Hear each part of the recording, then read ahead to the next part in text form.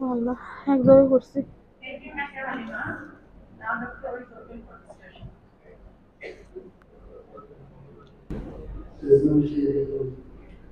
সকালবেলা দেখতে গেলাম এবং প্রফেসর আনসার করতে ভালো সুন্দর একটা টপিক প্রেজেন্ট করার জন্য এক সময় আসলে ডায়াবেটিসকে বলা হতো যে father of all diseases and who knows diabetes mellitus he knows every disease এটা একসময় বলা হতো আমার কাছে বিরাশন বলে স্যার আমার তো স্যার ডায়াবেটিস স্যার কিছু নাই তো স্যার ইনশাআল্লাহ দোয়া বলেন কি বলেন স্যার ইনশাআল্লাহ দোয়া আমার ডায়াবেটিস স্যার আমার কিছু নাই স্যার তো আমি মনে হয় কি বলি যে তোমার আর চিন্তা লাগবে না ডায়াবেটিস তোমার কি করবে তোমার খাবে ঠিক আছে রোগীর হয়েছে এসসিসি হেপাটাইটিস ক্যান্সার রোগী আমার বলে কি স্যার আমার তো এসসিসি স্যার আমার কোনো মুক্ত স্যার নাই স্যার ইনশাআল্লাহ দোয়া স্যার ভালো আছে স্যার এসসিসি জানাস তা কি হবে যারা ডায়াবেটিস মানে ডায়াবেটিস আর এই রোগী তো তারা কি করবে এক সময় আমার তো আসলে কোশ্চেন আমি আসলে সেই প্রফেসর প্রেজেন্ট করছি তাদের যে কোশ্চেন করার কি কোশ্চেন করবো স্যার ওদের কোনো কোশ্চেন করার কোনো দৃষ্টতা আমার নাই তো আমার জানার ব্যাপারে ছাত্র স্টুডেন্ট যারা আছে ওদের জানার এই যে ডায়াবেটিস মেলাইটিস যে আমাদের হয় বেসিক প্যাথোলজিটা কি what is the basic pathology of diabetes mellitus এটা তোমাদের জানার জন্য স্যার বলেন sir If there is no question, then anybody from senior to junior, anybody can pass his question or comment regarding the presentation and regarding the disease. For your nice presentation and the department of pathology. তো আমি একটু প্রশ্ন যেটা সেটা হলো ডায়াবেটিসের ক্ষেত্রে আমরা একটা খুবই গুরুত্বপূর্ণ একটা প্রবলেম ফিল করি সেটা হলো যে হাইপারগ্লাইসেমিয়ার সাথে ডাইনোসোরিয়ার রিলেশনটা ক্লিনিশিয়ানরা খুব আমাদের অবজেকশন দেন যে অনেক সময় দেখা যায় পেশেন্ট হাইপারগ্লাইসেমিয়া আছে কিন্তু এখানে ডাইনোসোরিয়া মানে ভেরি টেস্ট বা যেটা আমরা করি এটা পজিটিভ হয় না অনেকগুলো কারণ থাকতে পারে পেশেন্ট ফাস্টিং এ ব্লাড দেওয়ার পরে আবার ইনসুলিন নেওয়ার পরে আমার ইউরিন দেয় এটা একটা কজ এটা প্রায় এটা হয় আবার অনেক সময় দেখা যাচ্ছে বারবার করার পরেও দেখা যায় যে হাইপারগ্লাইসেমিয়ার সাথে মিল হয় না মানে ব্লাড সুগার বেশি কিন্তু ইউরিনের ভিতরে সেখানে কয়েকটা জিনিস মানে মাথায় রাখতে হয় আমাদের একটা হচ্ছে রিনাল গ্লাইকোসোরিয়া একটা রিনাল থ্রেশহোল্ড লেভেলের ব্যাপারটা রিনাল গ্লাইকোসোরিয়া এটা একটা কমন না হলেও মানে হাজারে হোক প্রায় পাওয়া যায় আরেকটা জিনিস যেটা হলো যেটা আমরা প্রায় একটা প্রবলেম ফেস করি যেটা হাইপারগ্লাইসেমিয়া সিন গ্লাইকোসোরিয়া যে টপিক যেটা আমরা ব্লাড সুগার অনেক বেশি কিন্তু প্রায় ইউরিনে পাওয়া যায় ইভেন 17-18 যদি ব্লাড সুগার মিলিমোল পার লিটারে আসে দেখা যায় ইউরিনে আসতেছে নীল এবং এটা যদি রেজাল্ট দেওয়া হয় তখন সিনিয়র আমাদের সাব যারা ক্লিনিশিয়ান আমরা এদেরকে অবজেকশন দেওয়া হয় তখন আমরা অনেক সময় একটু মডিফাই করার চেষ্টা করি কিন্তু হাইপারগ্লাইসেমিয়া সিন গ্লাইকোসোরিয়া যেটা এটা একটা chronic complication of the diabetes mellitus হয়ে থাকে যেটা neglected case of diabetes mellitus uncontrolled diabetes mellitus যাদের তো এই জিনিসগুলো একটু ক্লিনিশিয়ান মাথায় রাখলে আমাদের যারা রিপোর্ট করি তাদের জন্য একটু আমাদের সাহায্য হয় I can guess your question. আচ্ছা তুমি যেটা কমেন্ট করেছো এটা অ্যাজ এ প্যাথোলজিস্ট মানে অ্যাজ এ রিপোর্টিং মানে ল্যাবরেটরি রিপোর্টিং পিপল যেটা করা হচ্ছে আমি যেটা করি কিন্তু এই সব কেসে তুমি বসো আমি যেটা করি তখন আমি এটা দেই না রিপোর্টটা দেই না রুগীকে ডাকি রুগী আসলে যদি আমরা ডায়াবেটিস করতে যাচ্ছি তখন আমি রিপোর্টে কিন্তু কমেন্টে লিখে দিই this would be case of glycosurious diabetes hyperglycemia লিখে দিই এটা ইজ আ রেসপন্সিবিলিটি যে ফিজিশিয়ান ব্যস্ত মানুষ সে আমাদের কাছে পাঠাইছে আর আমরা শুধু খালি সাইন আউট করব তা না আমাদের যেটুকু হেল্প করার দরকার এটুকু কিন্তু আমরা করব এবং আমি পার্টিকুলারলি এটা চেষ্টা করি অনেকে বলতে আপনাদের করে অনেকে রাগ করে আমি রাগ করে তো করব কিন্তু ইট ইজ মাই ডিউটি আমি লিখে দেব আচ্ছা আর আর একটা কি কথা বলবো গ্লাইকোসোরিয়া গ্লাইকোসোরিয়া তো রেনাল থ্রেশহোল্ড যে কম মানে রেনাল থ্রেশহোল্ড কম হয়ে গেছে আচ্ছা এটা কিন্তু একটা জেনেটিক ওই যে ইয়েতে ইউরিন কারণ যে টিউবুলার ভিসেরাল সেল আছে কিডনিতে ওটা কিন্তু গ্লুকোজ অ্যাবজর্ব করতে পারে না যেটুকুই গ্লুকোজ নেয় ওটুকুই বেরিয়ে আসে 100 160 যে 160 থেকে 200, এর থ্রেশহোল্ড হচ্ছে 160 থেকে 200, এটা 180টা আমরা এভারেজ দেব।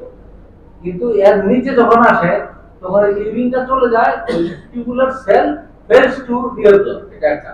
আর এখন একটা ড্রাগ বের হয়েছে, এটা আপনি ভালো জানেন এরা, যে ওই ড্রাগেই ব্লাড গ্লুকোজকে বের করে দেয়। যেমন এই যে আমি খাচ্ছি বোধহয় মানে কি যেন একটা ট্যাবলেট, গ্লাইডেন যারা খায় তাদের কিন্তু ইউরিক সুগার বেশি থাকে, ব্লাড সুগার কম। ব্রিক রেট চলে আসে সুগারে, এটা পরে দেখা যায় যে ব্লাড সুগার কম। এটা যারা ফিজিশিয়ান তারা এটা জানে, জেনারেল যারা তাদের একটু কনফিউশন হয় যে আমার ব্লাড সুগার নাই, ইউরিনের সুগার, ওষুধ খাচ্ছি, কনফিউজ করছে। আচ্ছা আর বলো। আচ্ছা, এখানে অনেকে জিজ্ঞাসা করে যে সব সময় তো ইউরিন টেস্ট করা হয় না, ক্লিনিশিয়ানের রিকোয়ারমেন্ট অনুযায়ী কিন্তু আমরা করে থাকি। ব্লাড সুগার আর ইউরিন একসাথে যে টেস্ট কস্ট, শুধু ব্লাড সুগার এটা থেকে কম, যার জন্য ক্লিনিশিয়ানরা কিন্তু প্রায় লিখে দেয় অনলি ব্লাড সুগার, সেই জন্যই করা হয়।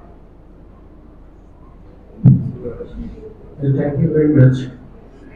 Pathology, but coming up with a very common subject, a very important subject. And as Professor Chitto said, it is one of the most important areas.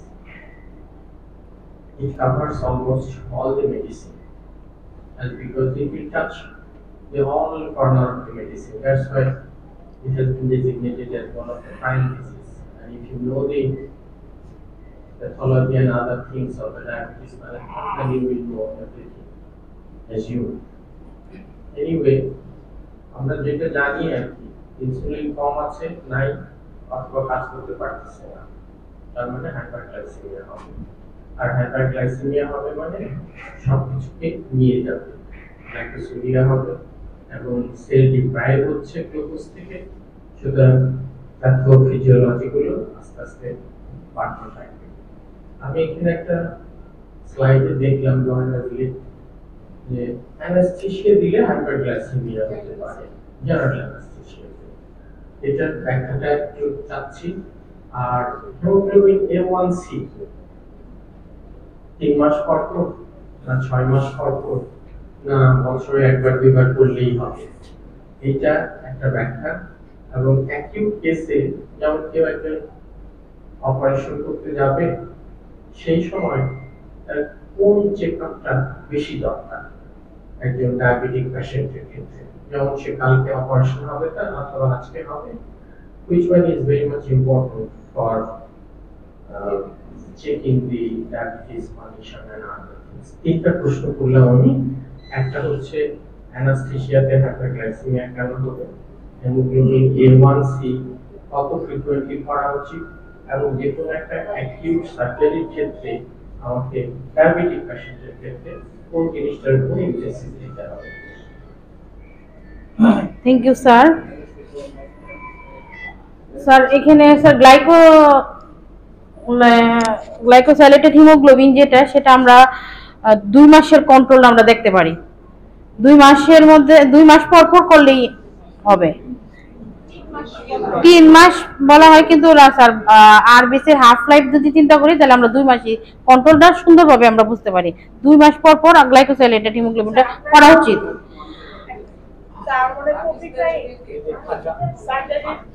আচ্ছা ঠিক আছে, প্রফেসর করিম যে কোশ্চেনটা এখানে করেছেন, আসলে এটা যে multidisciplinary subject, diabetes itself is subject, MD করতে 5 বছর লাগে। আমরা তো ডায়াবেটিসের একটা জিনিস নিয়ে ডিল করি, আমরা প্যাথোজেনেসিস এবং লেউটারি ডায়াগনোসিস নিয়ে ডিল করি। কিন্তু এই যে করিমের যে কোশ্চেনগুলো, এগুলো কিন্তু ক্লিনিশিয়ান রিলেটেড। আমাদের যেহেতু এখানে ডায়াবেটোলজিস্ট মানে এন্ডোক্রাইনোলজিস্ট নাই, আমরা মেডিসিন পিপলকে এন্ডোক্রাইনোলজিস্টে ধরি। তাই bringing out a nice topic. আমার সঙ্গে আমার স্যার বসে আছেন, আমি ডাইরেক্ট টিচার, আমার স্যার। স্যার কাছে আমার এই রিলেটেড না, আমার একটা রিলেটেড কোশ্চেন হলো যে আমাদের সার্জারি ওয়ার্ডে most common complication of diabetes আছে ডায়াবেটিক ফুট হিসাবে, ডায়াবেটিক ফুট গ্যাংগ্রিন। এখন আমরা এটা নিয়ে ডিল করার সময় অনেক সময় আমরা বিভিন্ন ভাবে মাল্টিডিসিপ্লিনারি অ্যাপ্রোচে যাই। কিন্তু আমাদের যেটা সবচেয়ে অ্যালার্মিং ব্যাপার হয়ে যায় যে we can save the food for sometimes. এই জন্য আমাদের স্টুডেন্টদেরকে আমরা সবসময় একটা অ্যাডভাইস করি, প্রিভেনশন ইজ বেটার দেন কিউর। আমার কোশ্চেন স্যার, এই যে ডায়াবেটিক ফুড গ্যাংগ্রিন হচ্ছে, what is the main pathophysiology behind it? আচ্ছা রাখো, এই প্রফেসর করিম যে কোশ্চেন গুলি করছে এগুলো আগে ক্লিয়ার করে তারপর তোমার পাবে। আচ্ছা এখন এই যে অ্যানেস্থেসিয়া ব্যাপারটা, এটা বইতে আছে। এই অ্যানেস্থেসিয়া জার্নালিস্টে দিলে এটা হয়তো বডি হিউমোস্ট্যাটিস চেঞ্জ হয়, অ্যানেস্থেসিয়ার সময় বডি হিউমোস্ট্যাটিস চেঞ্জ হয়, ইন্টারনাল মিলিডিউ, ইন্টারনাল যা মানে ওই মিলিডিউ যেটা এটা চেঞ্জ হয়ে যায়, সেজন্য হয়তো মানে এটা আমার ধারণা, আমি এটা আমি নট ক্লিয়ার। আর ওই দুটার সম্বন্ধে আমি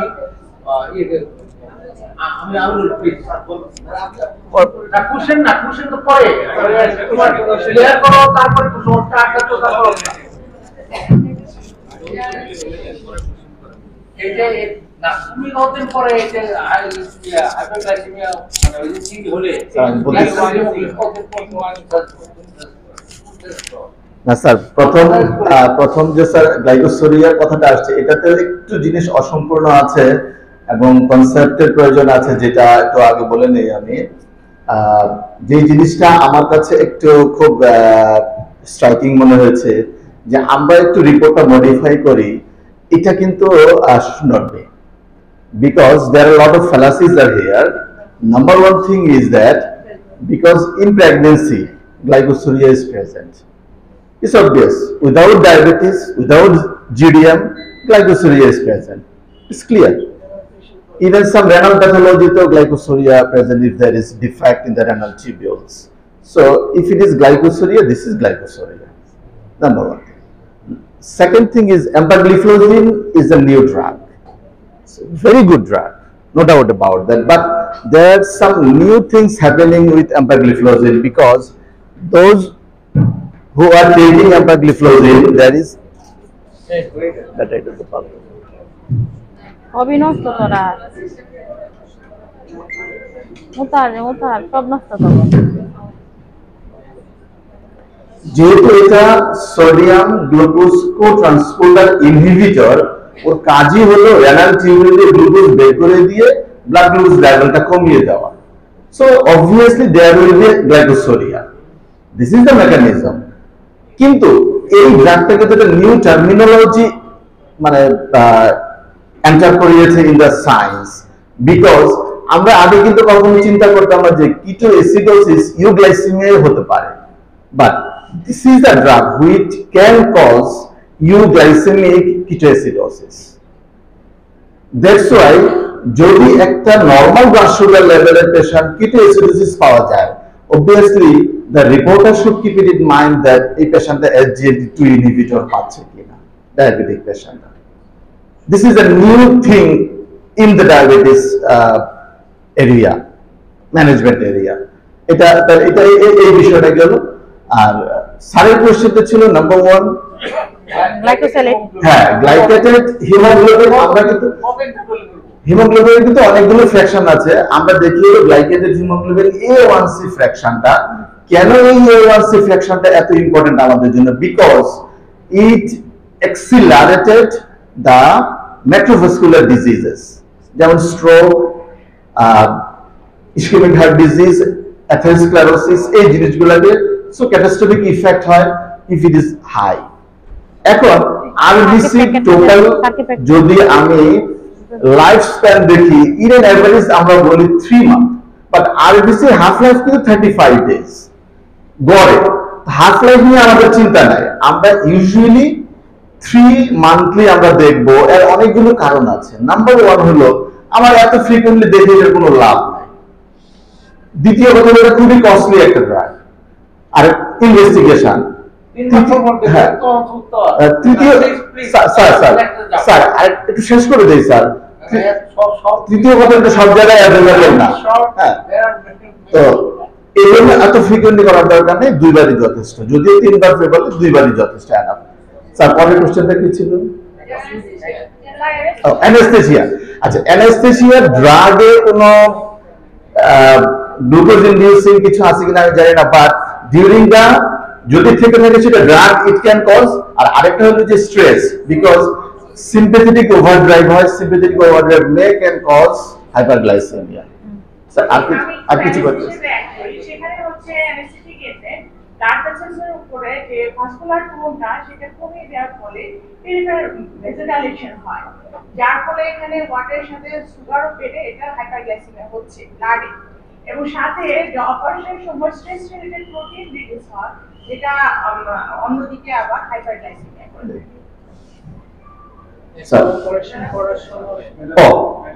অপারেশনের সময় যেটা স্যার যেটা বললেন, প্রথম কথা হলো যে যদি অ্যাকিউট ইমার্জেন্সি, যে কোনো ইমার্জেন্সি সার্জারি ইমার্জেন্সি, এখানে কোনো প্রটোকল নাই, এটা লাইফ সেভিং ইস্যু, সেখানে আমাদের ইমিডিয়েট। আর বেসিক্যালি করা উচিত ফাস্টিং এন্ড 2 আওয়ার্স আফটার, এটা হলো ইম্পর্টেন্ট। যদি একেবারেই সম্ভব না হয় তাহলে র্যান্ডম, বাট এটা খেয়াল রাখতে হবে যেন অ্যাটলিস্ট 2 আওয়ার্স ল্যাপস হয় তার খাবারের পর থেকে, সাথে HbA1c। ইমার্জেন্সি ক্ষেত্রে আমরা র্যান্ডম ব্লাড সুগারটাকে প্রেফার করি।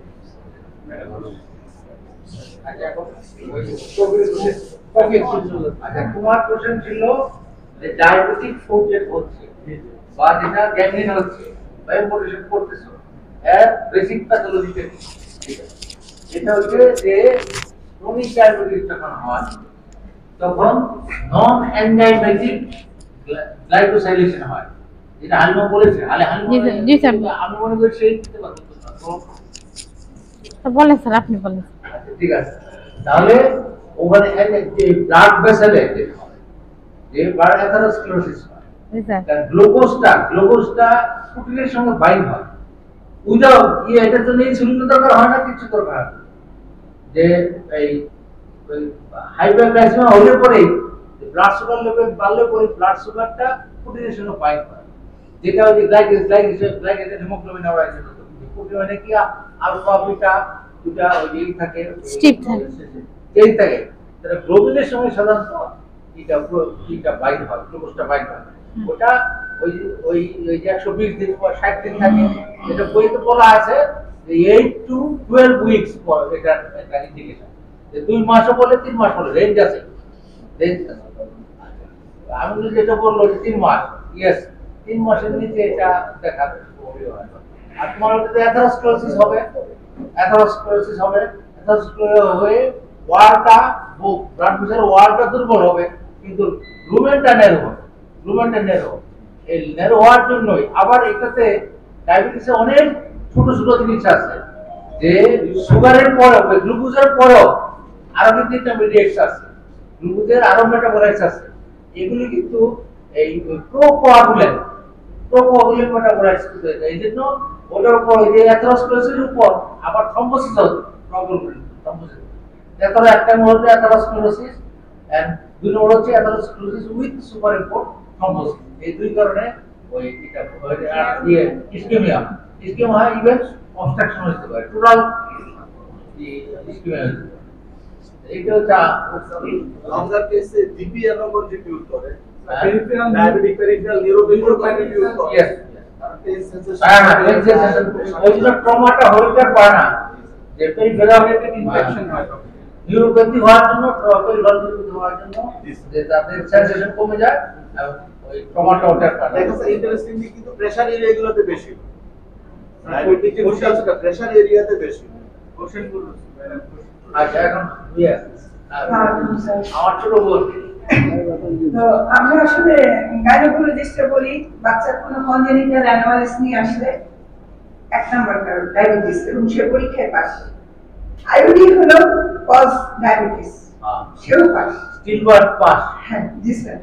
তো ডায়াবেটিস আমাদের জন্য কঠিন, তবে আমরা খুব একটা সোজা কোশ্চেন স্যার, আমরা রোগীদের বলি সকালবেলা না খেয়ে এসে ডায়াবেটিস পরীক্ষা, কিন্তু কেউ ডিনার করে রাত 8টায়, কেউ 10টায়, রাত 12টায়। এই কথাগুলি কিন্তু ভুল শব্দ। আমরা কখন বলবো যে সকালেই করতে হবে এমন কোনো কথা নেই, আপনি 5-6 ঘন্টা না খেয়ে আসবেন, এখানে লেখা দেখলাম 8 থেকে 10 ঘন্টা। এটা কি স্যার নতুন? আমরা কিন্তু 6 ঘন্টাকে জানতাম। এটা আমাদের রবিনসন টেস্ট বই আছে, আবার যে ডায়াবেটিসের যে বই, আচ্ছা ডায়াবেটিসের লোক নাই, এই বইটাও কিন্তু আমার কাছে আছে, কিন্তু অনেক পুরনো এডিশন। 12 hours 8 to 12 hours। আমরা কিন্তু আর কখনোই বলবো না যে সকালবেলা না খেয়ে সে রক্ত দিই। না না, এটা আরেকটা টার্মিনোলজি আছে, ওভারনাইট ফাস্ট। এই কথাটা 8 to 12 আওয়ার্স ওভারনাইট ফাস্ট, এই কথাটা লেখা। হ্যাঁ, এই যে আমরা কিন্তু নিজেরাই কিন্তু ভুল শব্দ উচ্চারণ করি এবং ঢুকিয়ে আসবো এবং মিসইন্টারপ্রিটেশন হয়। স্যার আপনি এটার উপরে একটু ব্যাখ্যা দেন। না, এটা তো ডায়াবেটিস মাল্টিডিসিপ্লিনারি কোর্স আমরা আগে বলছি যে জেস্টেশনাল ডায়াগনোসিস একটা আলাদা টপিক। আচ্ছা, এখন ওই এক্সপার্ট, গাইনোকোলজিক্যাল এক্সপার্ট, তাদের এক্সপেরিয়েন্স থেকে, তাদের ইয়ে থেকে, ক্লিনিক্যাল ট্রায়াল থেকে তার দেখছে যে 6 ঘন্টা। কিন্তু ইন জেনারেল যে জিনিসটা লেখা, এটা আমরা প্রয়োজন করছি, যেটা 8 থেকে 12 ঘন্টা। ইভেন ওই আমি তো যেটা বলবো ওভারনাইট, ইটস ইম্পর্টেন্ট।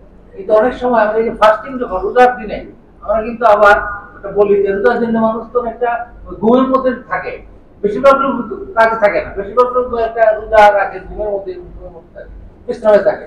তখন কিন্তু আমরা ওইটা বলা যে তোমার ওটাকে আমরা ফাস্টিং করবো। তো ওইখানে যদি 12 ঘন্টা হয়, সেহরি খাওয়ার পর যদি 12 ঘন্টা হয়, 12 ঘন্টা এক্সিট করলে আমরা ফাস্টিং করবো না, কম হলো ফাস্টিং, কিন্তু আমরা ফাস্টিং হিসেবে নেই। স্পেশাল এটা তোমাদের, এটা আমি ক্লিয়ারলি জানি না, তোমরাই ভালো জানো। আমাদের এতে লেখা যে 8 থেকে 12 ঘন্টা ফাস্টিং থাকে। এখন এটা তোমাদের সাবজেক্ট, তোমাদের বইয়ে হয়তো তোমার মাথায় একটা লিখছে এবং ইট ইজ অ্যাকসেপ্টেড।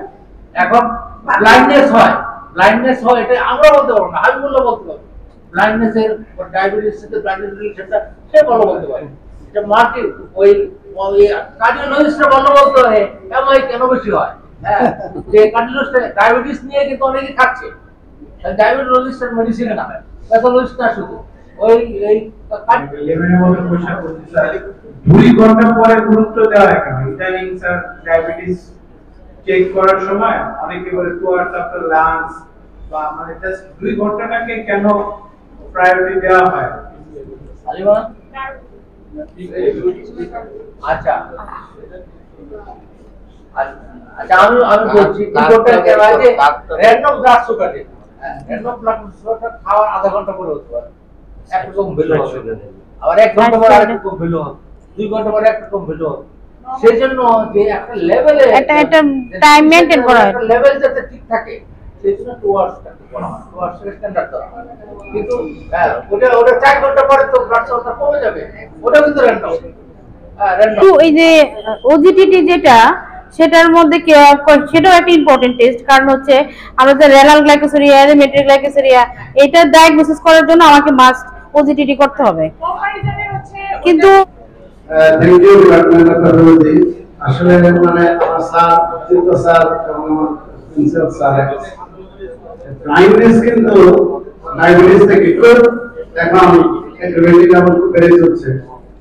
এই স্যারের মতো আমি বলি যে অনেক পেশেন্ট আমাদের কাছে এসে বলে আমার ডায়াবেটিস কিন্তু কোনোদিন বাড়ে নাই, কিন্তু চোখে আমার কি ডায়াবেটিসের কোনো সমস্যা হবে না। এটা কিন্তু একটা ভুল ধারণা। ডায়াবেটিসের 1 নাম্বার রিস্ক ফ্যাক্টর হচ্ছে রেটিনোপ্যাথি ডিউরেশন। সুতরাং ডিউরেশন যত বেশি হবে, ডায়াবেটিক রেটিনোপ্যাথির চান্স তত বেশি হবে, ব্লাইন্ডনেসের চান্স তত বেশি হবে। এই জন্য একটা জিনিস ইনফরমেশন। আরেকটা ইনফরমেশন হচ্ছে যে যেহেতু ডিউরেশনের সাথে রেটিনোপ্যাথি এবং ব্লাইন্ডনেস এবং ডিমনেস অফ ভিশন এবং ক্যাটারাক্টও কিন্তু এজিং প্রসেসের জন্য হচ্ছে। এই জন্য অনেকে মনে করে যে বয়স হলে চোখের দৃষ্টি কমতেছে, মনে হয় ক্যাটারাক্ট। অনেকে ক্যাটারাক্ট অপারেশনও করে ফেলে, কিন্তু দেখা যায় যে তারপরে রেটিনা দেখার পরে সাফারিং ফ্রম ডায়াবেটিক রেটিনোপ্যাথি। কারণ ডায়াবেটিক রেটিনোপ্যাথি যতক্ষণ পর্যন্ত মেক্রোনা এবং অপটিক নার্ভ না করবে ততক্ষণ পর্যন্ত তার ভিশন কমবে না। সুতরাং এই ওয়ার্ল্ড আমাদের ব্লাইন্ডনেস অ্যাসোসিয়েশন গুলি আছে, তারা বলতেছে যে যখনই ডায়াবেটিস ডায়াগনোসিস হবে তখনই পিউপিলটাকে ডাইরেক্ট করে পুরো আন্দাজটা এক্সামিনেশন করতে হবে একবার। তারপরে প্রতি বছরে একবার আমার রেটিনা অবশ্যই ডাইরেক্ট করে অপথলমোলজি দিয়ে এটা এক্সামিনেশন করে নিতে হবে। এটা আরো রিকমেন্ডেশন আছে, কিন্তু এইটা আমাদের জন্য ইম্পর্টেন্ট। আমরা ব্লাইন্ডনেস প্রিভেন্ট করার জন্য আমরা রেগুলার চেকআপ করা লাগবে retina. Thank you very much. আমরা যে বলি ডায়াবেটিস কত প্রকার, ডায়াবেটিস কত প্রকার, তাই না? সবাই বলে টাইপ 1 টাইপ 2 এরকম, কিন্তু ডায়াবেটিস দুই রকম, ডায়াবেটিস মেলাইটাস, ডায়াবেটিস ইনসিপিটাস। এটা আমি পরীক্ষার সময় জিজ্ঞেস করলে দেখা যায় শুধু ওই ডায়াবেটিস মেলাইটাস নিয়ে কথা বলে, কিন্তু একটা ইনসিপিটাস যে আছে এটা নয়। এমনকি আমি যখন ক্লিনিশিয়ান ছিলাম, প্যাথোলজিস্ট হওয়ার আগে জিপি করতাম, তখন একটু আমাকে ডায়াবেটিস ইনসিপিটাস মনে হয়েছে, এটাকে পাঠাইছি আমি ডায়াবেটিক হাসপাতালে ঢাকায়, ঘুরে এসে বলছে না ডায়াবেটিস নাই, মানে ডায়াবেটিস মেলাইটাস নাই। সে খুব খুশি, কিন্তু এটা আমাকে খুব হতাশা করছিল যে এত দূরে পাঠাইলাম তাকে, ডায়াবেটিস ইনসিপিটাস মনে করে সেই সময় আমার ডায়াবেটিস নাই, ওরাই দিল সে। এটা যেন খেয়াল থাকে, ডায়াবেটিস ইনসিপিটাস কিন্তু একটা আসছে। আরেকটা জিনিস যে মডিফিকেশন করা, এটা কিন্তু সত্য কথা, যে যেখানে একটা আমরা কিন্তু টিম ওয়ার্ক করি। আমি প্র্যাকটিক্যাল নলেজ বলতেছি, আমি বহু বছর যাবত প্যাথোলজি প্র্যাকটিস করি, শুধু হিস্ট্রি প্যাথোলজি না, সব প্যাথোলজি করি আর কি, এবং অন্যান্য প্যাথোলজির খবর টবর রাখি, বিভিন্ন লেভেলের প্যাথোলজি আছে। এগুলি কিন্তু টিম ওয়ার্ক। একজনে যে ব্লাড সুগার মানে সুগার দেখবে, ইউরিনের সুগার দেখবে, একজন ল্যাবরেটরি অ্যাসিস্ট্যান্ট প্রথম কাজটা করে, তারপরে ল্যাবরেটরিটাকে নোটিস করে, তারপরে এটা ভেরিফাই করে একজন প্যাথোলজিস্ট। এই টিম ওয়ার্ক যেখানে দুর্বল আছে সেখানে কিন্তু দুর্বল রিপোর্ট হইতে পারে। প্রথমে যখন সে দেখে এই ব্লাড সুগার বেশি, ইউরিনের সুগার নাই, তখন সে নিজে নিজে ম্যানিপুলেট করার চেষ্টা করে, আমার এরকম প্রমাণ আছে। এবং এইগুলি করে একটা মেয়ে 13 বছর বয়স, তার ব্লাড সুগার আছে এই 50 মিলিমোল, একে সে দেয় নাই, 50 দেয় নাই, না দেওয়া 23 না 24 দিচ্ছে, এবং তার পিটিএসডি মারাও গেছে, আমার নলেজ আছে। এবং আমি এটা বুঝতে পারছি সে এইরকম বেশি রেজাল্ট দিলে এটা আবার বিভিন্ন প্যাথোলজিতে টালি করবে, এটা বেশি দিল কেন, কি সমস্যা, এরকম হয়। তো এটা খেয়াল রাখবেন যখন দেখবেন যে ইম্পর্টেন্ট একটা কেস, আনইউজুয়ালি সুগার লেভেল ঠিক দেয় নাই, তখন আপনারা এটা নিয়ে একটু রিভিউ করার চেষ্টা করবেন, আমি রিকোয়েস্ট করবো আর কি। তারপরে ওই যে এই স্যারের একটা মানে আমি স্যারের সাথে 15 বছর আমি ছিলাম, স্যারের একটা ভাইবা বোর্ডে আমি স্যারের সাথে বসছি, স্যারের একটা প্রশ্ন বেশি বেশি করতো, সেটা আমার হাইপার গ্লাইসেমিয়া সিন গ্লাইসেরিয়া। স্যারে এই কথাটা আমরা যারা স্টুডেন্ট আছেন দেখেন, এই কথা কিন্তু বহুবার জিজ্ঞেস করছে, কারণ এটা একটা বড় একটা প্রবলেম। এটা নিয়ে মানে খটকাটা লাগে যে এই হাইপার গ্লাইসেমিয়া আছে, গ্লাইকোসিরিয়া নাই, এরকম। এটা একটা ইম্পর্টেন্ট কথা, স্যার বেশি বেশি জিজ্ঞেস করতেন, এটাও খেয়াল রাখবেন। আর এটাই বলছি, আজকে ভালো একটা আলোচনা হয়েছে ডায়াবেটিসের উপরে। আমার আর তেমন কিছু বলার কিছু নাই। স্যারকে ধন্যবাদ, স্যার আমাদেরকে অনেক জ্ঞান দিয়েছেন। আমার প্রেগনেন্সিতে যেটা হয় সেটা হলো যে ফাস্টিং হাইপোগ্লাইসেমিয়া আর পোস্টপ্রান্ডিয়াল হাইপারগ্লাইসেমিয়া। কারণ হলো যে মা যেটা হয় যে বেবিস যে ব্লাডটা যায় সেটা বাচ্চা blood sugar always lower level than the mother level. শিশুরা অলওয়েজ ফ্যাসিলিটেটেড ডিফিউশনের মাধ্যমে বাচ্চাতে চলে যায়। এই কারণে মায়ের যা ব্লাড সুগার যা থাকবে সবসময় ফ্লো টুয়ার্ডস বেবি। সেই জন্য যদি আমরা মানে ফাস্টিং ব্লাড সুগার করি, যদি হাইপারগ্লাইসেমিক ডায়াবেটিসও হয় না, তবুও আপনার যদি আমি ফাস্টিং করি তাহলে দেখা যাবে যে নর্মাল অথবা লোয়ার লেভেল। কাজে আমরা কখনো ফাস্টিং ব্লাড লেভেল দেখে আমরা কখনো প্রেগনেন্ট মাকে আমরা করতে দিব না। আমরা যখনই করবো তখনই ব্লাড সুগার। আর স্যার একটু কথা বলতে চাই। স্যার আমি মানে স্যার আমার ডিপার্টমেন্টের হেড এবং আমার স্যারকে মানে অসংখ্য ধন্যবাদ, কারণ এই সেমিনারটা যে করছে এটা মানে সম্পূর্ণ আমার পলাশা এবং স্যারের অবদান, কারণ ওনারা না থাকলে সেমিনারটা করতে পারতাম না।